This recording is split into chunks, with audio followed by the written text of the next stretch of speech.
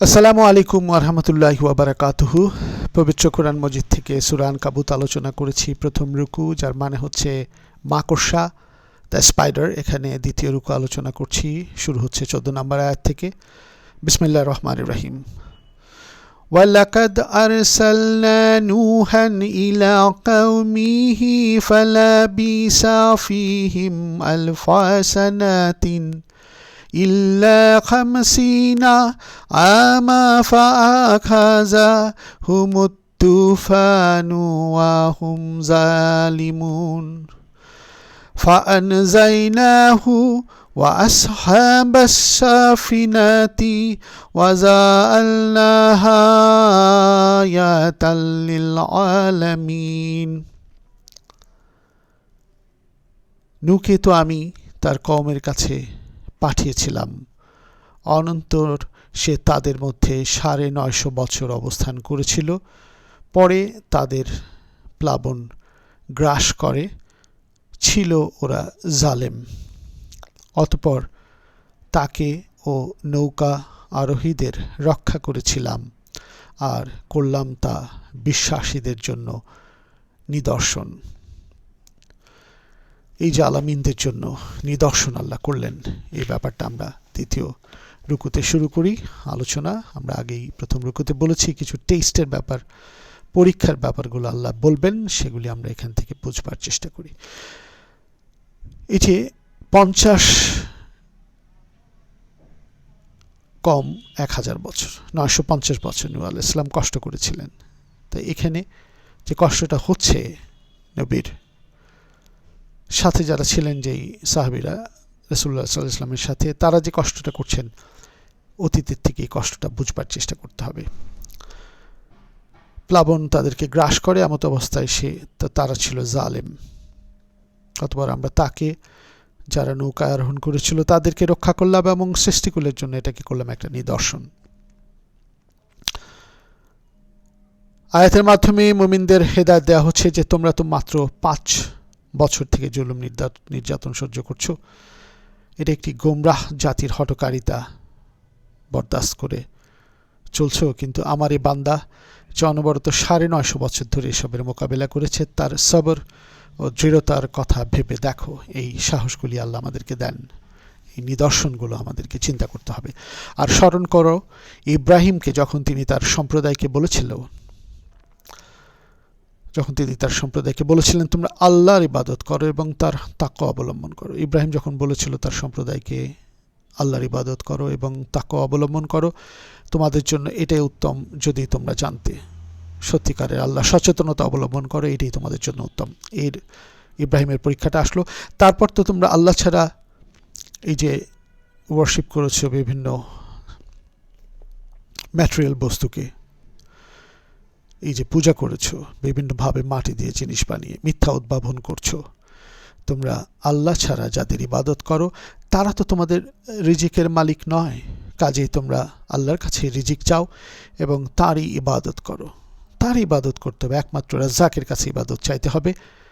আর তার প্রতি কৃতজ্ঞতা প্রকাশ করো, তোমরা তারই কাছে প্রত্যাবর্তিত হবে। এই যে কাঠ ও কিলক নির্মিত এক নৌযানে নূহ আলাইহিস সালাম গিয়েছিলেন, এটা আজকেও যে আমরা যদি সার্চ দিই গুগলে আর্ক অফ নোয়া, আমরা পাবো এটার অবস্থান। এগুলিকে আল্লাহ প্রিজার্ভ করেন, যা চলতো তোমাদের প্রত্যক্ষ তত্ত্বাবধানে। এটা পুরস্কার তার জন্য যিনি প্রত্যাখ্যান হয়েছিলেন, আর আমরা এটাকে রেখে দিয়েছি এক নিদর্শন রূপে। অতএব উপদেশ গ্রহণকারী কেউ আছো কি? সূরা আল কামারের 13 থেকে 15 নম্বর আয়াতে আমরা দেখলাম যে আল্লাহ বলছেন নূহকে আমরা এই বহন করলাম কাঠ ও কিলক নির্মিত এক নৌযানে, রেখে দিয়েছিস নিদর্শন। আমরা বললাম এটা কোথায় পাবো আমরা? এই তাকওয়া অবলম্বন করতে বলছেন ইব্রাহিম আলাইহিস সালাম, এবং এগুলির থেকে ছেড়ে কৃতজ্ঞতা তার উপরে, আল্লাহর উপরে কৃতজ্ঞতা প্রকাশ করো। তোমরা তার কাছেই প্রত্যাবর্তিত হবে, তার কাছেই যে আমাদেরকে ফিরে যেতে হবে। যে নিজে অসম্পূর্ণ, অন্যের দ্বারস্থ হতে হয় তার অস্তিত্বের জন্য। যে আমরা মাঝামাঝি শিরক করি, বিভিন্ন আইডলকে ওয়ার্শিপ করি, এগুলোর থেকে আমাদেরকে বের হয়ে আসতে হবে। এই বিষয়গুলো, এই জিনিসগুলো তোমাদের কোনো প্রকারের কোনো রিজিক দান করতে পারে না। তারা সামান্যতম কোনো প্রকার ইবাদতের মালিক হতে পারে না।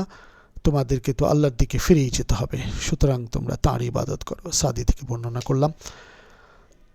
এরপরে আসছে, আর যদি তোমরা মিথ্যারোপ করো তবে তা তোমাদের পূর্ববর্তীরাও মিথ্যারোপ করেছিল।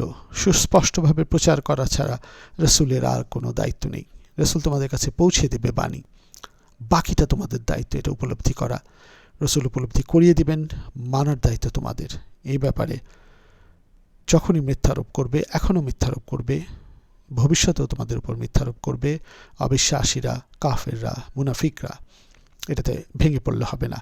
সুস্পষ্টভাবে এটাকে বুঝে তাদেরকে বোঝাতে হবে এই কোরআনের বাণী। তারা নিশ্চয়ই শিখলে তোমরা জয়ী হবে, তারাও শান্তি পাবে, ভুল পথ থেকে ফিরে আসবে। এটা কিন্তু আমাদের একটা চমৎকার একটা বিষয় যে আমাদেরকে দায়িত্ব দিয়ে দিচ্ছেন আল্লাহ কোরআনটা অনুধাবনের এবং তা সুস্পষ্টভাবে মানুষের কাছে পৌঁছে দেওয়ার।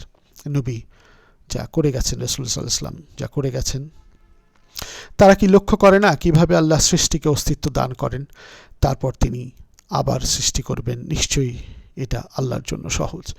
আমরা সূরা শামসের শেষ দিকে এ ব্যাপারে বিশাল একটা বড় ধরনের আলাপ করেছি, ডার্ক ম্যাটার সহ, নাসার আবিষ্কার সহ বিভিন্নভাবে। এগুলোর প্রয়োজন নেই, আল্লাহর আয়াতই যথেষ্ট। কিন্তু আমরা দেখছি যে 95% আমরা জানতেই পারবো না। তাই সৌরজগৎ, বিশ্বজগৎ, নভমণ্ডল, ভূমণ্ডল নিয়ে আল্লাহ সবসময় ভাবতে বলেন।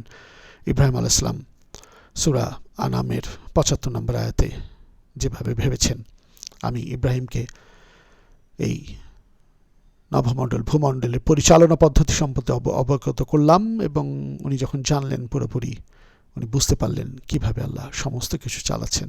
বাবার বিরুদ্ধে গিয়েছেন, নমরুদ সে আগুনে ফেলেছে, বিভিন্ন পরীক্ষার মাধ্যমে এসে এই ব্যাপারগুলি সার্বিকভাবে একটা কম্প্রিহেন্সিভ আউটলুক মানুষের তৈরি করতে হবে। তবে তো সুস্পষ্টভাবে প্রচার করা দায়িত্ব। কীভাবে আল্লাহ সৃষ্টিকে অস্তিত্ব দান করেন, 19 নম্বর আয়াত, এটা নিয়ে চিন্তা করো, লক্ষ্য করো না? এই যে লক্ষ্য করতে হবে। আবার নিশ্চয়ই আল্লাহর জন্য সহজ এই সৃষ্টি, যে আবার তিনি করবেন, আমাদেরকে পুনরুত্থান ঘটাবেন, বিচার হবে, বিচারের সম্মুখীন হবে, এবং একেবারে সত্যিকারের মাপকাঠিতে আমাদের মিজানের ভিত্তিতে আমরা পুরস্কার বা শাস্তি যাই পাই তাই পাবো। নাহলে পৃথিবীতে মানুষ খালি অন্যায় করে যাবে এই বিচারটা যদি না থাকে। বলো, তোমরা জমিনে পৃথিবীতে ভ্রমণ করো, অতঃপর প্রত্যক্ষ করো কিভাবে তিনি সৃষ্টি আরম্ভ করেছেন, চিন্তা করতে বলছেন। তারপর আল্লাহ সৃষ্টি করবেন পরবর্তী সৃষ্টি। নিশ্চয় আল্লাহ সব কিছুর উপর ক্ষমতাবান। তিনি যাকে ইচ্ছা শাস্তি দেন এবং যার প্রতি ইচ্ছা অনুগ্রহ করেন। যাকে ইচ্ছা শাস্তি দেন আল্লাহ, এই ইচ্ছাটা আল্লাহর। আমরা কাউকে বলে দিতে পারবো না তুমি শাস্তি পাবে, তুমি বেহেশতে যাবে, এটা আল্লাহর এখতিয়ার। আর তোমরা তার কাছেই প্রত্যাবর্তিত হবে। আর তোমরা আল্লাহকে ব্যর্থ করতে পারবে না এই পৃথিবীতে, জমিনে, আর না আসমানে এবং নবমণ্ডল, ভূমণ্ডল, কোনো জায়গায় না। আল্লাহ ছাড়া তোমাদের কোনো অভিভাবক নেই, সাহায্যকারীও নেই। এটা গভীরভাবে আমাদের বিশ্বাস করতে হবে। সূরা রহমানের যে একটা বিষয় আছে, আমাদেরকে বোঝাচ্ছিলেন আল্লাহ ওই সূরাতে, যদি তোমরা আল্লাহর সার্বভৌম কর্তৃত্ব ও শাসন থেকে বের হয়ে যেতে পারো, তাহলে একটু বের হয়ে দেখিয়ে দাও। তা থেকে বের হবার জন্য শক্তির প্রয়োজন, এবং সেই শক্তি তোমাদের নেই। কাজেই তোমরা কোনো ক্রমেই বের হতে পারো না। সূরা মুলকেরও আমরা দেখেছি 3-4 নম্বর আয়াতে যে তোমরা আকাশমণ্ডলীকে এক্সপ্লোর করো, দেখো, বারবার তাকাও, তোমাদের দৃষ্টি ফিরে আসবে। তোমরা কোনো ভুল ধরতে পারো কি? পারবে না। এই জায়গাগুলি নিয়ে গভীরভাবে চিন্তা করতে আল্লাহ আমাদেরকে উদ্বুদ্ধ করেন। তাই তিনি ছাড়া কোনো অভিভাবক নেই, সাহায্যকারীও নেই। এই ব্যাপারটা আমরা বুঝবো।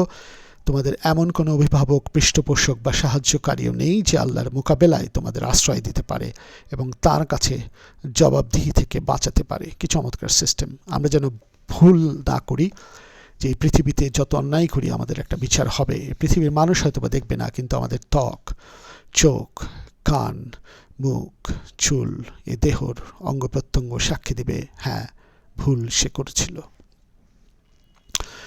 তৃতীয় রুকু, আর যারা আল্লাহর নিদর্শন ও তার সাক্ষাৎ অস্বীকার করে তারাই আমার অনুগ্রহতে নিরাশ হয়েছে। সত্যিকারের অনুগ্রহ তারা পায় না। এই যে নিদর্শন, এগুলোকে চিন্তা করে, নেয়ামতের শুকরিয়া আদায় করে তার সাক্ষাতের জন্য প্রস্তুত হওয়া, তাহলে কিন্তু মানুষ একটা ডিসিপ্লিন ফ্রেমওয়ার্কে নিজেকে গড়ে তুলতে পারবে। এর বাইরে গেলে সেই অনুগ্রহ থেকে নিরাশ হতে হবে। আর তাদের জন্যই রয়েছে যন্ত্রণাদায়ক শাস্তি, উত্তরে ইব্রাহিমের সম্প্রদায় শুধু এটাই বলল, ইব্রাহিম আলাইহিস সালাম এটা বলেছিলেন, একে হত্যা করো অথবা অগ্নিদগ্ধ করো, যেটা আমরা আগেও বলেছি। প্রচণ্ডভাবে অত্যাচার তাকে করা হয়েছে, কিন্তু আল্লাহ রক্ষা করেছেন, রেস্কিউ করেছেন। অতঃপর আল্লাহ তাকে আগুন থেকে রক্ষা করলেন। নিশ্চয়ই এতে বহু নিদর্শন রয়েছে এমন সম্প্রদায়ের জন্য যারা ঈমান আনে, যারা বিশ্বাস করে। সেই বিশ্বাসী আমরা হই, ভয়ের কিছু নাই। আগুনে পড়লেও সেই আগুনকে আল্লাহ শীতল করে দিবেন। ইব্রাহিম আরও বললেন, তোমরা তো আল্লাহর পরিবর্তে মূর্তিগুলোকে উপাস্যরূপে গ্রহণ করেছ। দুনিয়ার জীবনে তোমাদের পারস্পরিক বন্ধুত্বের খাতিরে কিছু লাভ লোকসান এগুলি ব্যাখ্যা করে, যে মানে এখনই কিছু লোভ পাবে, লোভের কারণে কিছু লাভ পাবে, এর কারণে এই জিনিসটা আমরা একটু বুঝবার চেষ্টা করি। পরে কিয়ামতের দিন তোমরা একে অন্যকে অস্বীকার করবে এবং পরস্পরকে লানত দেবে, দোষ দেবে, যে ওর কারণে আমি ভুল করেছিলাম। আর তোমাদের আবাস হবে জাহান্নাম এবং তোমাদের কোনো সাহায্যকারীও থাকবে না। আল্লাহর প্রতি আনুগত্যের পরিবর্তে শিরকের ভিত্তিতে নিজেদের সামাজিক জীবন গড়ে তুলছে মানুষ। তখনও তুলেছিল, এখনও তুলে। এই ব্যবস্থা থেকে জীবনের সীমানা পর্যন্ত এই যে আমাদেরকে চিন্তা করতে হবে, এই সীমানার মধ্যে এই সময়টাতে আমরা যেন সত্যিকারের একক সৃষ্টিকর্তা কেন্দ্রিক হতে পারি। এটা সমস্ত মানুষের জন্যই আদেশ। এবং এই যে তোমাদের আবাস হবে জাহান্নাম, যদি আমরা ভুল করি আমরা শাস্তির দিকে ধাবিত হব, সাহায্যকারী থাকবে না। আমরা সাহায্যটা নেয়ার চেষ্টা করি আল্লাহর কাছে এখনই।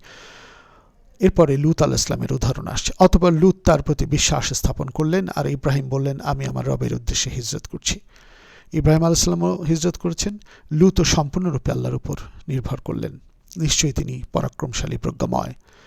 আর আমরা ইব্রাহিমকে দান করলাম ইসাক ও ইয়াকুব, ইসাক আলাইহিস সালাম এবং ইয়াকুব, দ্য গ্র্যান্ডসন ইয়াকুব, এবং তার বংশধরদের জন্য স্থির করলাম নবুয়ত ও কিতাব। আগেই দেখেছি ইব্রাহিম আলাইহিস সালাম এবং ইসমাইল আলাইহিস সালাম তার বংশধরদের জন্য চেয়েছিলেন একজন হিকমত শিক্ষা দিবেন, মানুষের জীবনকে পরিশীলিত, পরিমার্জিত, সুন্দর করবেন। তিনি হযরত মুহাম্মদ মুস্তাফা সাল্লাল্লাহু আলাইহি ওয়াসাল্লাম আসলেন, তাদের মোনাজাতের যে চাওয়া তা আল্লাহ পূর্ণ করলেন, যেটা চেয়েছিলেন। সূরা বাকারার 127 থেকে 29 আয়াতে আমরা পাবো যা এই কাবা শরীফ বিনির্মাণের সময়। তার বংশধরদের জন্য স্থির করলাম নবুয়ত কিতাব, আর আমরা তাকে তার প্রতিদান দুনিয়ায় দিয়েছিলাম এবং আখিরাতেও তিনি নিশ্চয়ই সৎকর্মপরায়ণদের অন্যতম হবেন। ইব্রাহিম আলাইহিস সালাম। এভাবে আমরাও সৎকর্মপরায়ণদের অন্তর্ভুক্ত হওয়ার চেষ্টা করি। আর স্মরণ করো লূতের কথা, যখন সে তার সম্প্রদায়কে বলেছিল, নিশ্চয়ই তোমরা এমন অশ্লীল কাজ করছো যা তোমাদের আগে সৃষ্টিকুলের কেউ করেনি। অশ্লীল অসভ্য কিছু কাজ সেই সম্প্রদায় করত। এই যে একটা ভুল তারা করছিল, তোমরা তো পুরুষে উপগত হচ্ছ, তোমরাই তো রাহাজানি করে থাকো এবং তোমরাই তো নিজেদের মজলিসে প্রকাশ্যে ঘৃণ্য কাজ করে থাকো। এই যে একটা ডিসিপ্লিন ফ্রেমওয়ার্ক, একটা নিয়মতান্ত্রিক যে মানুষের জীবন ব্যবস্থা থেকে অ্যাবনর্মালিটি, পারভার্সন, এগুলোর দিকে চলে যাওয়া মানুষকে নিষেধ করা হচ্ছে। আমরা সূরা ফুরকানের ৭৪ নম্বর আয়াত দেখেছি, আমাদের সন্তান এবং স্ত্রীদেরকে আমাদের চোখে মনোরম করে তোলো, আনন্দদায়ক করো। এই যে সাংসারিক জীবন, একটা ডিসিপ্লিন ফ্রেমওয়ার্ক, এই যে আল্লাহ শেখাচ্ছেন আমাদেরকে। এবং এখান থেকে এই যে তখনকার যে ভুলগুলো লূত আলাইহিস সালামের সময় চলছিল, এটা থেকে উনি আল্লাহর কাছে আশ্রয় চান। ঘৃণ্য কাজ করে থাকো। উত্তরে তার সম্প্রদায় শুধু এটাই বলল, আমাদের উপর আল্লাহর শাস্তি আনয়ন করো, তুমি যদি সত্যবাদীদের অন্তর্ভুক্ত হয়ে থাকো। তিনি বললেন, হে আমার রব, বিপর্যয় সৃষ্টিকারী সম্প্রদায়ের বিরুদ্ধে আমাকে সাহায্য করুন। অনেকে বলবে এখনই শাস্তি নিয়ে আসো। আসলে তো আল্লাহ অবকাশ দেন, তখন আমরা আল্লাহর উপর এইভাবে চাইব, এই বিপর্যয় সৃষ্টিকারী সম্প্রদায়ের বিরুদ্ধে আমাকে সাহায্য করুন। ধৈর্য ধরি এবং তাদেরকে বোঝানোর চেষ্টা করব। কিছু ক্ষেত্রে সফল হব, কিছু ক্ষেত্রে হব না, হতাশা যেন না আসে। আর যখন আমার প্রেরিত ফেরেশতাগণ সুসংবাদ সহ ইব্রাহিমের কাছে আসলো, তারা বলেছিল, নিশ্চয়ই আমরা এ জনপদবাসীকে ধ্বংস করব, এর অধিবাসীরা তো জালেম। ইব্রাহিম বলেছিলেন, এই জনপদে তো লূত রয়েছে। তারা বলল, সেখানে কারা আছে তা আমরা ভালো জানি, নিশ্চয়ই আমরা লূতকেও তার পরিজন বর্গকে রক্ষা করব, তার স্ত্রীকে ছাড়া। তার স্ত্রী ভুল পথে ছিল। এই জনপদ বলে লূতের জাতির এলাকা সাদুমকে বোঝানো হয়েছে। বাগভি মহসের থেকে আমরা জানতে পারি, একজন নবীর স্ত্রী হওয়া সত্ত্বেও লূতের স্ত্রী তার কোনো কাজে লাগবে না। এটা সূরা তাহরিমের 10 নম্বর আয়াতে আমরা দেখি। যেহেতু আল্লাহর কাছে প্রত্যেক ব্যক্তির ব্যাপারে ফয়সালা হয় তার ঈমান ও চরিত্রের ভিত্তিতে, তাই নবীর স্ত্রী হওয়াতেও তার কোনো লাভ হয়নি লুতের স্ত্রীর ক্ষেত্রে। এটা যেন মানুষ বুঝতে পারে, সর্বক্ষেত্রে আল্লাহর বিচার হবে একটা চমৎকার মিজানের একটা নিক্তিতে, যেটা সবাইকে ন্যায় বিচার দিবে। এই যে লুতের স্ত্রী, তার স্ত্রী ছাড়া সবাইকেই ফেরেশতারা রক্ষা করবেন। সে তো পিছনে অবস্থানকারীদের অন্তর্ভুক্ত, যারা পিছনে অবস্থান করছিল, ভুল পথে ছিল, তাদের অন্তর্ভুক্ত। আর যখন আমার প্রেরিত ফেরেশতাগণ লুতের কাছে আসলো, তখন তাদের জন্য তিনি বিষণ্ণ হয়ে পড়লেন এবং নিজেকে তাদের রক্ষায় অসমর্থ মনে করলেন। আর তারা বলল, ভয় করবেন না, দুঃখ করবেন না, আমরা আপনাকে আপনার পরিজনবর্গকে রক্ষা করব, আপনার স্ত্রী ছাড়া। আমরা ফেরেশতা পাঠিয়ে আল্লাহ বলছেন, তোমাকে এবং তোমার পরিজনবর্গকে রক্ষা করা হবে, তোমার স্ত্রী ছাড়া, সে তো পিছনে অবস্থানকারীদের অন্তর্ভুক্ত। আগেই বলেছি, নিশ্চয়ই আমরা এই জনপদবাসীদের উপর আকাশ হতে শাস্তি নাজিল করব, কারণ তারা পাপাচার করেছিল। আর অবশ্যই আমরা এতে বোধ শক্তি সম্পন্ন সম্প্রদায়ের জন্য একটি স্পষ্ট নিদর্শন রেখেছি, যারা বোধ শক্তি সম্পন্ন, যারা চিন্তা করতে পারে। এই ব্যাপারটা আমরা এখান থেকে বুঝবার চেষ্টা করব যে 35 নম্বর আয়াতটা খুবই গুরুত্বপূর্ণ, যারা বোধ শক্তি সম্পন্ন। এটা যেন আমরা সব সময় মনে রাখি যে বোধ শক্তি সম্পন্ন মানুষদেরকে আল্লাহ সহায়তা করেন। وَلَقَدْ تَرَكْنَا مِنْهَا آيَاتٍ بَيِّنَاتٍ لِقَوْمٍ يَعْقِلُونَ। এতে আমি সুস্পষ্ট নিদর্শন রেখেছি জ্ঞানী সম্প্রদায়ের জন্য। জ্ঞানী হলে কিন্তু আমরা ভুলগুলো বুঝতে পারবো এবং সমস্ত ইতিহাসের এই শিক্ষাগুলি নিজের মধ্যে ধারণ করতে পারবো। আর আমরা মাদিয়ানবাসীদের প্রতি তাদের ভাই শুআয়বকে পাঠিয়েছিলাম। অতঃপর তিনি বলেছিলেন, হে আমার সম্প্রদায়, তোমরা আল্লাহর ইবাদত করো এবং শেষ দিনের আশা করো। মানে শেষ দিন মানে বিচার দিন, আর জমিনে বিপর্যয় সৃষ্টি করে বেরিও না। শেষ দিনের মানে তোমরা আখিরাতে ভালো পরিণতির আশা করতে পারবে এমন কাজ করো, যার ফলশ্রুতিতে। তাই একটি ইবনে কাসির ফাতুল কাদির থেকে বলি, সূরা মুমতাহিনার 6 নম্বর আয়াতটা, তোমরা যারা আল্লাহ ও আখিরাতের প্রত্যাশা করো, অবশ্যই তাদের জন্য রয়েছে ওদের মধ্যে উত্তম আদর্শ। এটা সূরা মুমতাহিনার, এবং ইবনে কাসির ও ফাতুল কাদির এটা ব্যাখ্যাও করেছে যে এই অর্থগুলোর যে গভীর মানেগুলো যে চমৎকার। তোমরা যারা আল্লাহ ও আখিরাতের প্রত্যাশা করো, অবশ্যই তাদের জন্য রয়েছে ওদের মধ্যে উত্তম আদর্শ। যারা ভালো কাজ করে তাদের মধ্যে উত্তম আদর্শ আছে মাদিয়ানবাসীদের। অতঃপর তিনি বলেছিলেন, হে আমার সম্প্রদায়, তোমরা আল্লাহর ইবাদত করো, শেষ দিনের আশা করো, এদের জন্য উত্তম আদর্শ থাকবে। জমিনে বিপর্যয় সৃষ্টি করে বেরিও না। চমৎকার শিক্ষা। জমিনে যেন অশান্তি মানুষ সৃষ্টি না করে। অতএব তার প্রতি মিথ্যা আরোপ করলো, ফলে তারা ভূমিকম্প দ্বারা আক্রান্ত হয়ে নিজ ঘরে নতজানু অবস্থায় শেষ হয়ে গেল এই সম্প্রদায়। আর আমরা আদ ও সামুদকে ধ্বংস করেছিলাম, তাদের বাড়িঘরের কিছু তোমাদের জন্য উন্মোচিত হয়েছে। এই যে কোথায়, এটা ছিল আরবের লোকেরা তা জানতো কোথায় ছিল। দক্ষিণ আরবের যেসব এলাকা বর্তমানে আহকাফ, ইয়ামান, হাদ্রামাউথ নামে পরিচিত, প্রাচীনকালে সে এলাকাগুলোতে ছিল আদ জাতির বাস। হিজাজের দক্ষিণ অংশে রাবেক থেকে আকাবা পর্যন্ত সুয়াইব জাতির, এবং মদিনার ওয়াদি উল কুরা থেকে তাইমা ও তাবুক পর্যন্ত সমগ্র এলাকা আজও সামুদ জাতির ধ্বংসাবশেষে পরিপূর্ণ দেখা যায়। নিশ্চয়ই যখন কোরআন নাজিল হচ্ছিল, এটা আরও সুস্পষ্টভাবে তখন ছিল। দেখো, ইবনে কাসির থেকে জানা যায় এই যে আমরা আদ ও সামুদকে ধ্বংস করেছিলাম এবং বাড়িঘরের কিছু তোমাদের জন্য উন্মোচিত হয়েছে, এই যে উদাহরণটা আছে। আর শয়তান তাদের কাজকে তাদের দৃষ্টিতে শোভন করেছিল এবং তাদেরকে সৎপথ অবলম্বনে বাধা দিয়েছিল, যদিও তারা ছিল বিচক্ষণ থাকলেও আমাদেরকে বাধা দিতে পারে। বিচক্ষণ বা চক্ষুষ্মান, এই যে ব্যাপারটা আমরা হতে পারি, উদ্দেশ্য এই যে যারা কুফর ও শিরক করে, ভুল পথে যায়, অবিশ্বাস করে, আযাব ও ধ্বংসে পতিত হয়েছে, তারা মোটেই বেকুফ বা উম্মাদ ছিল না। তারা কিন্তু বিচক্ষণ ছিল, কিন্তু শয়তান বিচক্ষণ মানুষকেও ভুল পথে নিয়ে যেতে পারে। সত্যিকারের বিচক্ষণ থাকতে হবে কোরআনের উপর নির্ভর করে, আল্লাহর শিক্ষার উপর নির্ভর করে। তারা দলিল প্রমাণাদি থেকে সত্য গ্রহণ করতে সমর্থ ছিল, কিন্তু পার্থিব স্বার্থে তাদেরকে অস্বীকারে বাধ্য করে রেখেছিল। পার্থিব স্বার্থে লোভের দিকে নিয়ে যায় শয়তান। তারা ঠান্ডা মাথায় ভেবেচিন্তে ও খোলা চোখে শয়তান যে পথ দেখিয়েছিল এবং যে পথে তারা বড়ই লাভ ও ভোগের সন্ধান পেয়েছিল, সে পথে পাড়ি জমিয়েছিল। এমন পথ পরিহার করেছিল যা তাদের কাছে নিরস, নিঃস্বাদ বিস্বাদ এবং নৈতিক বিধিবিধান নিষেধের বেড়াজালে আবদ্ধ হবার কারণে কষ্টকর মনে হচ্ছিল।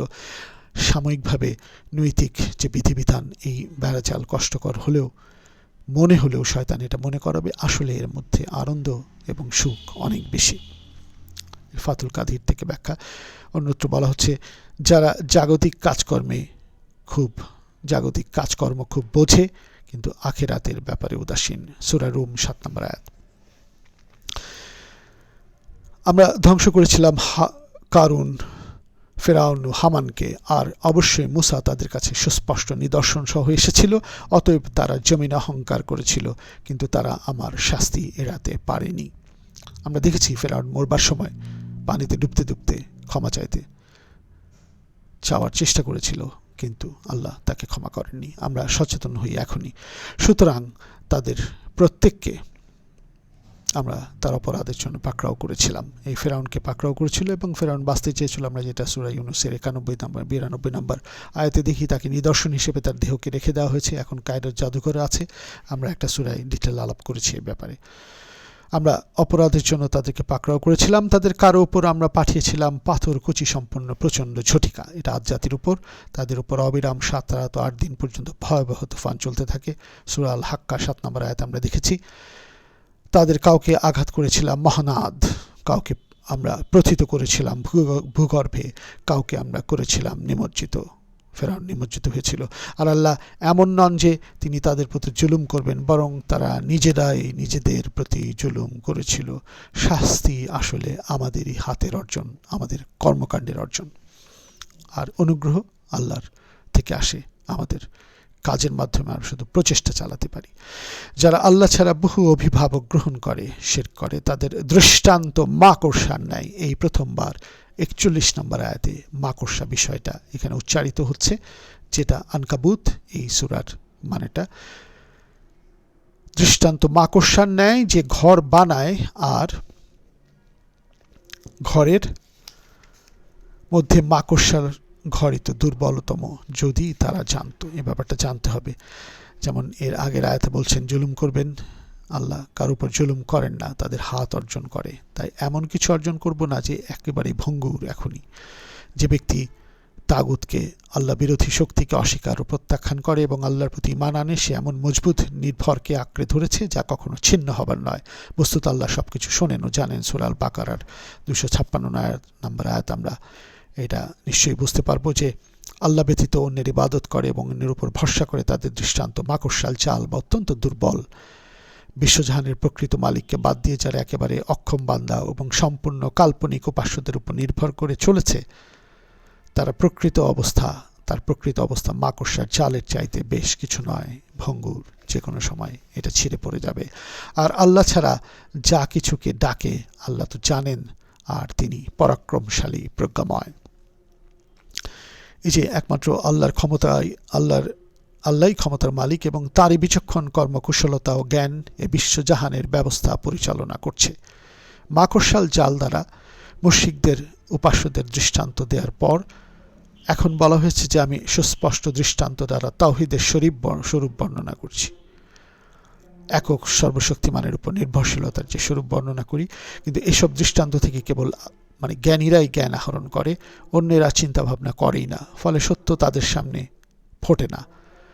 মূলত কোরআন এবং এই রিলেটেড যে ব্যাখ্যাগুলো আছে, এর কিছু শব্দ বুঝে নিলে কেউ আল্লাহর কাছে জ্ঞানী হয়ে যায় না, যে পর্যন্ত কোরআন নিয়ে চিন্তা ভাবনার অভ্যাস করে না তোলে এবং যে পর্যন্ত সে কোরআন অনুযায়ী আমল না করে।